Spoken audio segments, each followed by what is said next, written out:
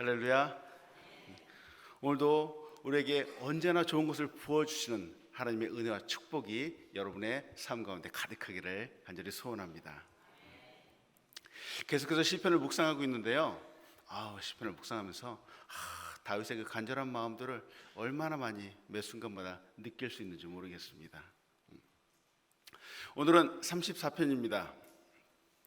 34편을 시작하면서 보니까 1절 들어가기 전에 바로 위에 보니까 그 배경이 다윗이 아비멜렉 앞에서 미친 채 하다가 쫓겨나서 지은 시, 이렇게 시작을 합니다.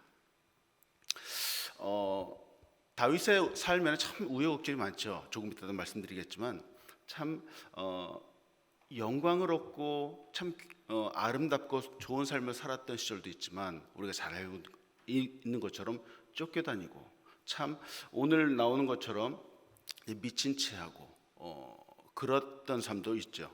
지금 이 배경은 사무엘상 2장의 말씀입니다. 사무엘상 21장인데요. 21장에 11절에서 16절까지 그 자세하게 이제 나와 있는데요.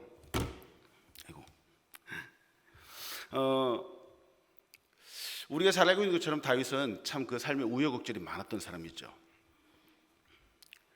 왕으로 기름 부으심을 받았죠. 근데 그 기름 부으심을 받았다고 해서 다윗이 당장 왕이 되었던 것은 아닙니다. 수도 없이 많은 죽음의 문턱을 넘어서 하루하루 살아갔던 시기가 있었습니다.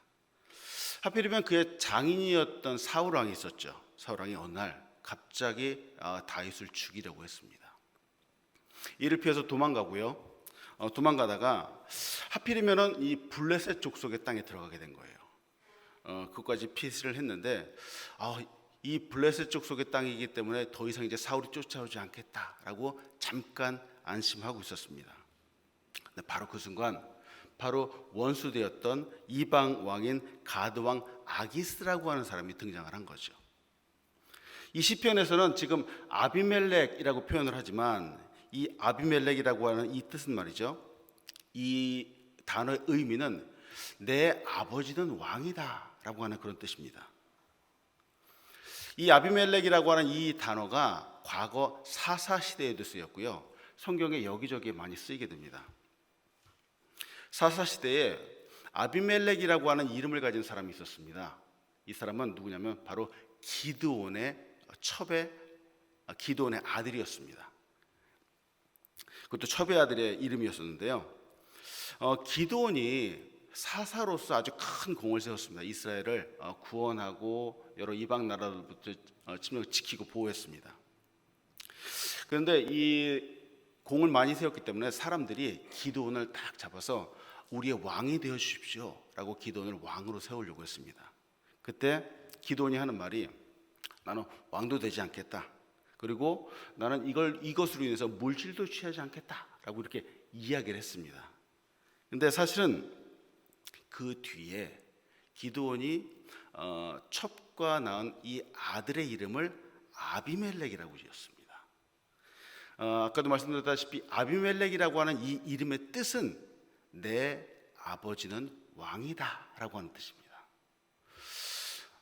기드온이 아들을 낳았는데요, 도대체 이 아들의 이름을 누가 지어줬을까요? 기드온이 지어줬겠죠. 백성들 앞에는 나는 왕이 되지 않겠습니다 라고 했는데, 실제로 자기 아들을 낳고 아들의 이름을 아비멜렉이라고 지었다고 하는 것이죠. 기드온은 사실 욕심이 많은 사람이었죠. 근데 아비멜렉이라고 하는 그 이름이 지금 이 시편에서도 쓰이고 있다고 하는 거죠. 사실 이 이름은 블레셋 땅을 다스리던 가드 왕 아기스를 말하는 겁니다. 왜 여기서 아비멜렉으로 쓰였냐라고 하면은, 애굽에서도 바로 왕이라고 있는데요, 바로 왕이라고 하는 것이 이게 한 사람 바로 왕을 말하는 것이 아니라 사실은 어떤 왕조의 가문의 이름을 말하는 것이고요, 왕가의 칭호를 말하는 겁니다. 그래서 여기서도 아비멜렉이다 라고 하는 이 뜻은 한 왕조의 이름을 대신해서 쓴 거라고 할 수 있습니다. 그래서 실제로는 다윗이 이제 침을 흘리면서 미친 채 했던 것은 바로 아기스 왕 앞에서 그렇게 했다는 거죠. 여하튼 이때 다윗은 말이죠, 사실 미치지 않았습니다. 사울을 피하고 도망가다가 블레셋 땅으로 간 거죠. 근데 설상가상으로 지금 아기스 왕 앞에 서 있습니다. 당시에 블레셋 사람들에게 다윗은 엄청나게 위협적인 존재였습니다. 우리가 잘 알고 있는 다윗은 하나님의 기름 부으심이 있었고요. 그래서 전쟁마다 나가서 가는 곳곳마다 승리하였죠. 그래서 오죽하면은 사울이 죽인 자는 천천히요, 다윗이 죽인 자는 만만히도다 하는 그런 노래도 있었죠. 그래서 이 다윗 하면은 이방 민족에게는 수천만 불의 상금을 걸고 죽여야 될 정도로 그렇게 위협적인 존재였죠. 그런데 지금 이 다윗이 바로 그 앞에 있는 겁니다. 근데 지금 다윗의 모습이 조금 이상한 거죠. 지금 다윗이 제정신이 아닌 것처럼 보이는 거죠. 미친 다윗의 모습을 보니까 이제는 다윗을 잡을 만한 가치도 없고요, 다윗을 죽일 만한 가치도 없는 상태가 된 겁니다. 물론 이 상황으로 인해서 다윗은 목숨을 구했습니다. 위기를 모면하게 되었죠. 그런데 좀 이상한 것은요, 아까도 말씀드렸다시피 다윗은 왕으로 기름 부음을 받은 사람이죠. 하나님의 약속이 있었던 사람이죠. 근데 지금 이토록 고통을 당할 수 있을까? 참 이해하기 힘든 상황들이 바로 지금 다윗 앞에 펼쳐지고 있다고 하는 겁니다. 성경에는 이와 같은 이야기가 너무 많이 있습니다. 우리의 삶의 모습을 그대로 보여주기도 하고요. 어제 본문에서 우리 한정희 목사님이 인간의 존재가 무엇인가, 그리고 하나님은 누구신가를 너무 잘 설명해 주었습니다. 오늘 이 시편 34편의 말씀도 그와 비슷한 맥락에서 같이 보기 원합니다. 그래서 인간은 무엇인가, 하나님은 어떤 분이신가 같이 한번 보기 원하는데요. 그래서 오늘 본문을 통해서 같이 나누고 싶은 첫 번째는, 인간은 말이죠, 반드시 무엇인가를 의지해야만 하는 연약한 존재라는 것이죠. 그렇죠. 저는 우리 사람, 인간, 옛날에 하나님 몰랐을 때는 너무 강하고 정말 능력 있는 존재인 줄 알았죠. 근데 하나씩 하나씩 알아가고 또 세월이 지나가다 보니까 인간이 결코 그렇지 않더라고요. 이 세상에 어느 누구를 막론하고 혼자서 아무런 도움 없이 흔들리지 않고 더군다나 스스로도 구원할 수 있다라고 하는 그런 인간은 이 세상에 한 사람도 없습니다. 인간은 말이죠, 누구나 다 죄인이죠. 누구나 다 연약한 존재라고 하는 뜻이죠. 이 말뜻은 인간은 누구나가 다 한 사람도 예외 없이 도움이 필요한 존재라고 하는 겁니다. 오늘 다윗도 그렇죠. 아무리 기름 부으심을 받고 심지어 골리앗을 무찌른 장군과 같은 존재이지만, 그런데도 지금 그에게 목숨을 구걸해야 되는 상황들이 바로 눈앞에 펼쳐졌다고 하는 거예요. 다윗의 모습을 보면서 생각하게 되는 것은 우리의 연약함, 인간의 연약함이라는 거죠. 그래서일까요? 다윗뿐만이 아니라 우리뿐만이 아니라 세상의 모든 사람들은 무엇인가를 꼭 의지하려고 노력한다는 겁니다. 무엇인가를 의지하는 이유는 나의 이 연약함을 보완하기 위해서 그렇죠. 노력하는 이유는 나의 이 약함이라는 것을 그래도 어느 정도 감추기 원하기 때문에 그렇다는 거예요. 그래서 마치 나는 약하지 않은 사람이야, 나는 그래도 좀 강하고 의지가 있는 사람이야, 이런 모습들을 사람들에게 보여주기 원한다는 거예요. 그래서 그 대표적인 것들이 바로 물질이라는 겁니다. 그리고 또 의지하는 것 중에 하나가 바로 지식이라고 하는 것이죠. 그리고 또 잘 많이 의지하는 것이 바로 사람이지요. 이것도 저것도 없는 사람들은 내가 내 주먹을 믿겠다, 그리고 자기의 주먹을 의지하기도 한다는 거죠. 지난번에 점심 말씀드린 것처럼 한국뿐만 아니라 어디서든지 이 세상에는 물질이 많은 사람들이 있습니다. 그런데 이 물질 많은 사람들이 특징이 있습니다. 어깨에 힘을 딱 주고 다닌다는 거죠. 목을 뻣뻣이 세우고 다닌다는 거죠. 근데 사실은요, 이 사람들은 이 물질이라고 하는 이 힘을 받아서 어깨에 힘을 주고 다니는 사람들이죠.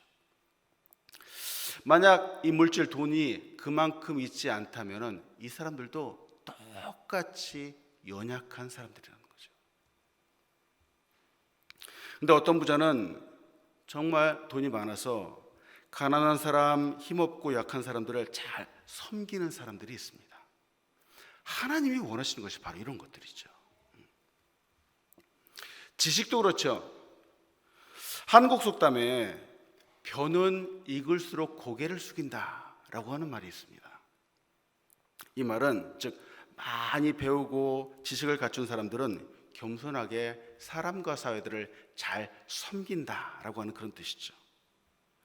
우리가 지식을 갖추고 공부를 하고 배우는 이유는 많이 배운 것들을 의지해서 내 인생을 잘 살자라고 하는 그런 뜻이 아니라 정말 잘 배워서 사회를 아름답게 만들어가자, 사람들을 섬기자라고 하는 그런 뜻이죠. 근데 종종 그렇지 못한 경우들을 우리가 본다는 겁니다. 사람을 의지한다는 것도 좀 그렇죠. 사실 이것이 가장 큰 문제 중에 하나입니다. 우리는 종종 듣습니다. 세상에 당신이 그럴 줄 몰랐어 라고 하는 말 있죠. 종종 듣죠. 인생을 살다 보면은 정말 이런저런 사람들을 많이 만나게 되는데요. 한국말로 이제 정도 들기도 하고요. 사랑도 하는 것이죠. 그런데 어느 순간에 말이죠. 당신이 나에게 그럴 줄 몰랐어. 이렇게 말하는 거죠. 왜 사람들이 이렇게 말을 하는 것일까요? 왜냐하면 그 사람을 믿고 의지했기 때문입니다. 얼마만큼이냐면요, 아주 많이 믿고 의지했기 때문에 그렇다는 거예요. 너무너무 많이 믿고 의지했는데 지금은 실망했다는 거죠. 내가 믿었던 사람, 내가 의지했던 사람을 이제는 더 이상 의지할 수 없게 되었다는 거죠. 믿었는데 실망받았다는 거죠. 내가 의지했는데 더 이상 믿을 수 없다는 거죠. 이 말은 서로 믿고 의지하지 말자라고 하는 그런 뜻이 아닙니다. 우리는 서로의 신뢰관계가 정말 필요하죠. 신뢰하고 믿고 의지하는 것이 있기 때문에 가정이라는 것이 생기고 사회라는 것이 생기고 국가라는 것이 형성될 수 있는 거죠.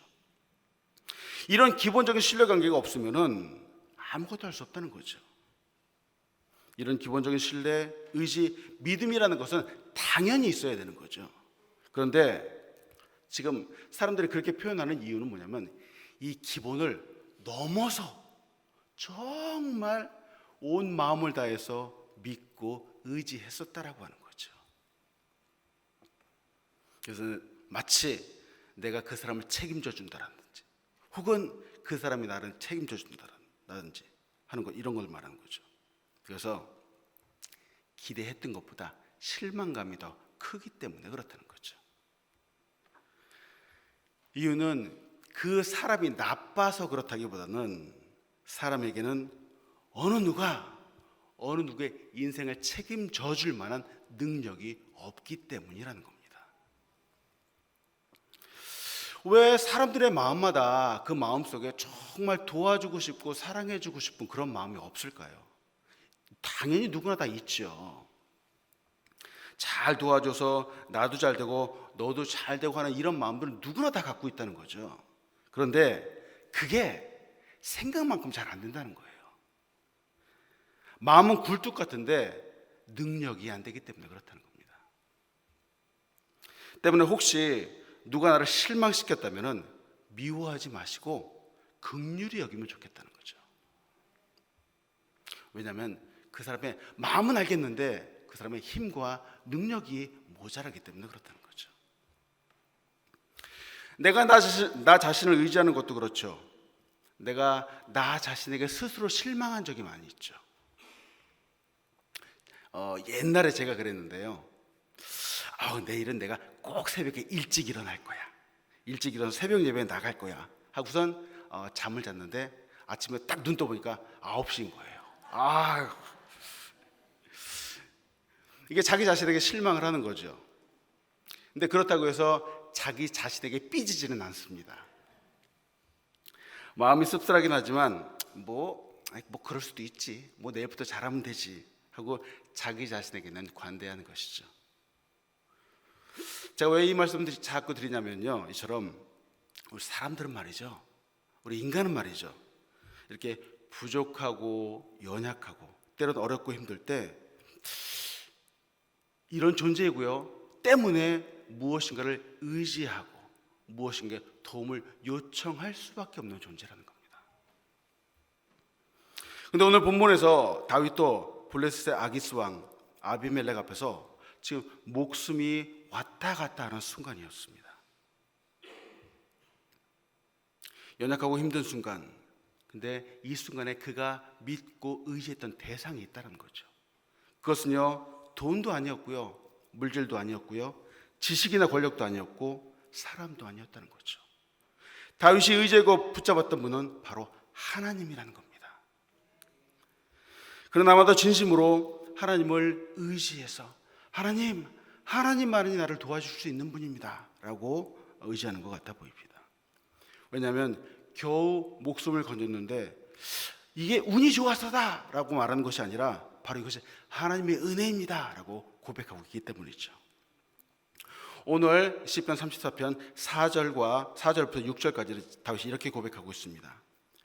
내가 여호와께 간구하매 내게 응답하시고 내 모든 두려움에서 나를 건지셨도다. 그들이 주를 앙망하고 광채를 내었으니 그들의 얼굴은 부끄럽지 아니하리로다. 이 곤고한 자가 부르짖음에 여호와께서 들으셨고 그의 모든 환난에서 구원하셨도다 하고 말하죠. 지금 다윗이 고백하는 가장 먼저는 자기 자신에 대해서 말하고 있는 겁니다. 그는 지금 두려움 가운데 있는 것인데요, 그럼에도 불구하고 지금 하나님을 의지하고 있다라고 말하고 있는 겁니다. 그래서 내가 하나님께 간구했다, 즉 내가 의지하는 분이 있습니다, 바로 하나님입니다 하고 말하고 있는 거죠. 하나님, 제가 의지하는 것은 돈도 아닙니다. 제가 의지하는 것은 권력도 아니고요, 제가 의지하는 것은 지식도 아니고 사람도 아닙니다. 제가 의지하는 것은 하나님입니다. 그런데 하나님께서 제게 응답을 주셨습니다.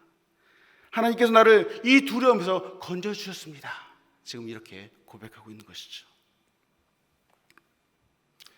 하나님, 참 저는 곤고한 자입니다. 즉 비천하고 고통을 당하는 사람입니다. 내가 내 힘조차 의지할 수 없는 사람이네요 하고 지금은 다윗은 하나님께 부르짖고 있다는 것이죠. 세상의 사람들은요, 우리의 고통을 잘 들어주지 않습니다. 세상은 그런 것이죠. 그러나 하나님은 말이죠, 저처럼 곤고한 자, 다윗처럼 하나님을 찾는 자, 하나님 앞에 엎드리는 자, 이 사람들의 소리를 하나님은 정말 잘 들어주시는 분이라는 거죠. 그리고 하나님은 환난에서 구원해 주시는 분입니다. 저는 시편의 저자가 너무 멋있는 이유는요, 잘난 체하거나 그러는 것이 아니라는 거예요. 시편의 하나하나 말씀 보면은 아까도 말씀드렸다시피 있는 그들의 모습들을 그대로 다 표현하고 있다는 거죠. 어려움 가운데, 연약함 가운데 놓을 수밖에 없는 하나님, 저는 그런 인간입니다 라는 고백을 그대로 하고 있고요, 때문에 하나님을 의지합니다 라고 말하고 있다는 거죠. 성경에 등장하는 믿음의 조상들은 거의 모두 다가 이렇게 힘들고 어려운 순간들을 다 통과했던 사람들이죠. 그런 순간에 정말 변함없이 하나님을 의지했던 사람들입니다. 다니엘이 사자굴에 들어가는 그 순간까지도 다니엘은 하나님을 변함없이 의지하고 기도했던 사람이죠. 또 다니엘 세 친구도 그렇죠. 풀무불에 들어갈 때도 하나님께서 이렇게 말씀했죠. 하나님, 그렇게 하지 않을지라도 저는 하나님을 결코 버리지 않겠습니다 라고 그 믿음의 고백을 했던 사람들이라는 거죠. 사랑하는 여러분, 오늘도 어쩌면 우리에게 뜻하지 않은 상황들이 생길 수도 있습니다. 그러나 삶의 어느 순간에도 변함없이 하나님을 의지하시는 여러분들 되시길 간절히 소원합니다. 생각해 봅니다. 연약한 인생이기에 반드시 무엇인가를 의지해야만 하는, 그래서 그래야만 마음이 놓이고 그래야만 그래도 안정되고 그렇게 살아가는 인생인데 말이죠. 그래서 세상의 사람들은 다른 물질을 의지하고 지식을 의지하고 권력을 의지하고 사람을 의지하는데 말이죠. 도대체 다윗은 이토록 어려운 순간에도 하나님을 의지하고 있었다라고 하는 거죠.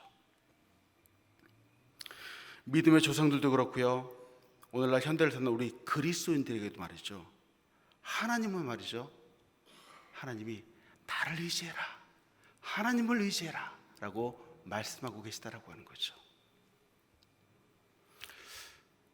도대체 하나님이 누구시죠? 하나님이 도대체 누구시기에 말씀을 통해서 우리에게 하나님인 나를 의지해라 이렇게 말씀하시는 것일까요? 오늘 여러분과 나누고 싶은 두 번째가 바로 이것입니다. 우리가 믿고 섬기고 의지하는 하나님, 경외하는 하나님은 바로 전능하신 분이기 때문에 그렇다는 거죠. 전능하신 분, 전능하시다라고 하는 이 말뜻은요, 모든 일, 무슨 일이든지 가능하시다라고 하는 것이죠. 그래서 오늘 특히 이 본문에서처럼 전능하시기 때문에 우리의 이 모든 어렵고 힘든 순간에서 우리를 구원해 주시고 건져 주실 수 있는 분이라는 겁니다. 모든 환난에서 구원하시고 모든 것을 풍성하게 주시는 우리 하나님이라는 거죠. 그리고 이 부분은 다시 언제나 경험하고 있는 하나님의 모습이라는 겁니다. 오늘 본 말씀 8절에서부터 10절까지 다윗은 이렇게 고백합니다. 너희는 여호와의 선하심을 맛보아 알지어다. 그에게 피하는 자는 복이 있도다. 너희 성도들아 여호와를 경외하라. 그를 경외하는 자에게는 부족함이 없도다. 젊은 사람은 궁핍하여 줄일지라도 여호와를 찾는 자는 모든 좋은 곳에 부족함이 없으리로다 하고 말하죠. 8절을 보면서요, 아까도 말씀드렸다시피 다윗의 참 인간적인 모습을 보게 됩니다. 여러분, 우리도 종종 경험하죠. 식당에 가서 아주 맛있는 음식을 먹을 때가 있습니다. 정말 맛있는 음식을 만나게 되면 진짜 맛있다 하고 그 맛있는 그 음식의 맛이 우리의 기억 속에 남아있는 거죠. 그러면서 종종 그 맛있었던 순간들을 떠올리고 그 맛을 기억하게 됩니다. 종종 가끔 맛없는 음식을 먹고 맞아, 그때 정말 맛있었는데 하고 생각하게 되죠. 배고플 때도 그렇고요. 그래서 또다시 그 식당을 찾아가고 그 맛있는 음식을 찾게 되죠. 오늘 이 다윗의 표현을 보니까요, 마치 맛있는 음식을 맛보아서 알고 있는 것처럼 여호와의 선하심을 맛보아 알라 이렇게 말하고 있다는 거죠. 하나님의 선하심은, 그 경험은 세상이 주는 이 달콤함이나 세상이 주는 경험과 다르다라고 하는 겁니다. 그 속에는 참 평안이 있고요, 그 속에는 진정한 구원이 있고요, 그 속에는 참 사랑이 담겨져 있다라고 하는 거예요. 평안도 구원도 사랑도 이 세상의 모든 좋은 것의 근원이 바로 하나님이신데, 바로 이 모든 것들이 하나님께로 왔다라는 것을 고백하는 것이죠. 이 세상에도요, 정말 기쁨과 즐거움이 주는 것들이 많이 있습니다. 그러나 세상이 주는 즐거움은 모두가 이 하나님께서 주시는 것을 본따서 하는 짝퉁입니다. 세상이 주는 것은 진정한 맛이 아닐 때가 많다라고 하는 거죠. 그래서 종종 이야기하는 것이 돈이 주는 맛을 경험해야 된다, 이 사람이 권력의 맛을 경험해야 된다, 뭐 사랑의 맛을 경험해야 된다, 이렇게 사람들이 말하기도 한다는 것이죠. 그러나 우리가 잘못된 음식을 잘못 먹고 탈이 나는 것처럼 쾌락이라고 하는 짜릿한 경험들은 때때로 우리 영혼에 문제를 일으킬 때가 많다고 하는 거죠. 그래서 계속 다윗이 강조하는 것이 8절에서도 여호와의 선하심을 맛보아 알아라. 이 맛을 경험하고 정말 너의 인생에, 너의 기억 속에 기억해라 라고 말하는 거죠. 또 9절에서도 여호와를 경외하라. 여호와를 경외하는 자에게 부족함이 없다 라고 말하고 있는 것이죠. 사랑하는 여러분, 우리가 살고 있는 이 세상은 아직은 살만한 곳입니다. 왜냐하면 바로 하나님의 사랑을 전하는 우리 그리스도인들이 있기 때문에 그렇죠. 물론 시간이 가면서 조금씩 더 힘들어져 가고 어려워져 가는 것은 사실입니다. 그럼에도 하나님께서 우리를 아직 이 땅 가운데 남겨두신 이유는 우리로 말미암아서 이 땅을 조금 더 아름답게 만들어 가라라고 하는 사명을 주셨기 때문이라는 거죠. 그래서 이 세상을 향해서 우리를 통해서 하나님의 그 아름다우심을 맛보아 알게 하라는 것이죠. 하나님을 직접 볼 수 없습니다. 그러나 하나님을 이미 경험한 우리를 통해서 하나님을 만날 수 있도록 안내해 주어야 되는 책임이 바로 우리에게 있는 것이죠. 사랑하는 여러분, 오늘도 이 세상에 진정한 사랑의 맛을 전해주시는 여러분 한 사람 한 사람 되기를 간절히 소원합니다. 오늘 마지막 구절인 10절을 보면서 오늘 말씀을 마치려고 합니다. 오늘 본문의 핵심 구절이기도 한데요, 10절에 젊은 사자가 등장을 합니다. 젊은 사자라고 하는 이 젊은 사자는 상징하는 것이 있습니다. 바로 힘을 상징합니다. 에너지를 상징을 합니다. 능력을 상징하죠. 젊다라고 하는 것에 오는 것처럼 이 이미지는 에너지가 넘치는 것이고요, 무엇이든지 할 수 있는 것 같아 보이고요, 힘이 넘치는 거예요. 그런데 지금 오늘 본문에서 조금 이상한 부분이, 이렇게 힘이 넘치고 에너지도 충만하지만 문제는 그런 사자가 지금 궁핍함에 처해 있다는 거죠. 줄일 수 있다라고 하는 거예요. 그런데 이 문장의 바로 뒤에 나오는 여호와를 찾는 자가 있습니다. 이 젊은 사자와 여호와를 찾는 자가 바로 지금 대치되고 있는 건데요, 그는 현재 다윗의 모습처럼 연약한 사람이란 뜻이죠. 힘도 없고 능력도 없는 사람이란 뜻입니다. 정말 마음은 하고 싶은 모든 일 굴뚝 같은데 하는 일마다 너무너무 힘들고 어렵다라고 하는 뜻인데요, 근데 이상한 것은요, 오히려 이런 사람에게 부족함이 없다라고 성경은 말하고 있다는 거죠. 왜? 바로 이렇게 연약한 사람이지만 바로 여호와 능력의 하나님을 찾기 때문이다 라고 말하는 겁니다. 하나님을 찾는 것, 내 힘과 내 능력 또는 세상을 의지하는 것이 아니라 하나님을 의지하는 것, 이 모든 것에 하나님 때문에 다 공급함을 받고 부족함이 없다라고 말하고 있는 것이죠. 우리가 믿는 하나님은요, 우리에게 이 부족함을 채워주시기 위해서 우리 구주 예수 그리스도를 보내주신 분입니다. 우리가 잘 알고 있는 요한일서 5장 12절은 이렇게 말합니다. 아들이 있는 자에게는 생명이 있고 하나님의 아들이 없는 자에게는 생명이 없느니라 하고 말합니다. 보세요, 아들이 있는 자에게 생명이 있다는 거예요. 생명이 있는 자에게 하나님께서 모든 것을 다 주신다라고 약속하셨다는 거죠. 사랑하는 여러분, 우리에게는 생명의 주 예수 그리스도가 있습니다. 때문에 사실은 우리에게 필요한 모든 것들을 이미 다 공급받았다라고 하는 것이죠. 우리는 이 세상에서 찾는 것이 아니라 하나님께 가서 우리의 모든 필요한 것들을 다 공급받을 수 있는 것입니다. 왜냐하면 하나님은 바로 복의 근원 되시는 분이기 때문입니다. 사랑하는 여러분, 오늘도 이 하나님을 의지해서 정말 놀라운 은혜 축복들을 가득 받는 여러분들 되시길 간절히 바랍니다. 시편 34편을 묵상하면서요, 제가 말씀을 준비하면서 문득 한 구절이 생각이 났습니다. 제가 바로 며칠 전에 이제 성경을 보다가 잠언 말씀 보다가 이 시편 34편의 말씀과 너무 비슷한 말씀을 보면서 저의 가슴속에 와 닿았습니다. 오늘 이 한 구절을 같이 좀 보기 원합니다. 잠언 23장을 한번 좀 보기 원합니다. 잠언 23장.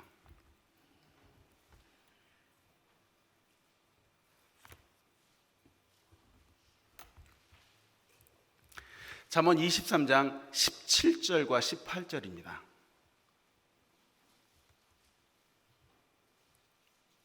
잠언 23장 17절과 18절에 보니까 이런 말씀이 있더라고요. 내 마음으로 죄인의 형통을 부러워하지 말고 항상 여호와를 경외하라. 정령이 내 장래가 있겠고 내 소망이 끊어지지 아니하리라. 보세요. 오늘 이 시편 34편에도 나왔지만 이 잠언 말씀에 나온 것이 여호와를 경외하는 거예요. 세상에 눈을 돌리지 않고 오직 여호와를 경외하는 거죠. 여호와를 경외하는 사람에게 하나님이 뭐라고 지금 약속을 하시냐면요, 너에게 장래가 있을 것이다. 내일이 있을 것이다. 그리고 너의 소망이 끊어지지 않을 것이다 하고 말씀하시는 거죠. 보세요. 지금 다윗이 34편에서 지금 쫓겨다니고 지금 그의 기름 부으심도 그렇고 세상의 모든 소망들이 끊어진 상태에 있는 거죠. 오죽하면 침을 흘리면서 미친 자면서 생명을 구했을 거예요. 그런데 다윗은 세상의 것을 의지하지 않고 그래도 하나님을 경외하고 하나님을 바라보았다는 거죠. 근데 정말 이 말씀처럼 다윗에게 있는 내일의 소망이 끊어지지 않았어요. 정말 하나님의 그 큰 도우심이 있었다라고 하는 거죠. 사랑하는 여러분, 오늘 이 시편 34편의 말씀처럼 또 제가 나중에 드린 이 잠언의 말씀처럼 언제나 하나님을 바라보며 하나님을 경외하면서 하나님께서 주는 축복과 은혜를 가득 담는 여러분들 되시길 간절히 소원합니다. 기도하겠습니다. 하나님 감사합니다. 오늘도 우리에게 귀한 말씀을 주셔서 감사합니다. 하나님, 정말 우리 앞에 펼쳐지는 우리의 삶이 내 뜻대로 되지 않고 참으로 힘들고 어려운 순간들이 많다는 것 잘 압니다. 하나님, 그러나 세상의 것들을 의지하지 않게 하시고 내 얄팍한 지혜를 의지하지 않게 하시고 오직 하나님을 의지하고 하나님을 경외함으로써 다음 대에 나가는 우리 귀한 사람 될 수 있도록 축복하여 주시옵소서. 하나님, 오늘도 하나님께서 말씀하신 것처럼 하나님을 경외하는 자에게는 결코 부족함이 없을 것이라고 하였는데 오늘도 하나님을 경외해서 무릎 꿇고 기도하는 사람들에게 하늘의 문을 여시고 크신 은혜와 축복들을 마음껏 부어 주시옵소서. 그 길을 하나님의 능력의 손길로 인도하여 주시옵소서. 감사함 드리며 예수님의 이름으로 기도합니다. 아멘.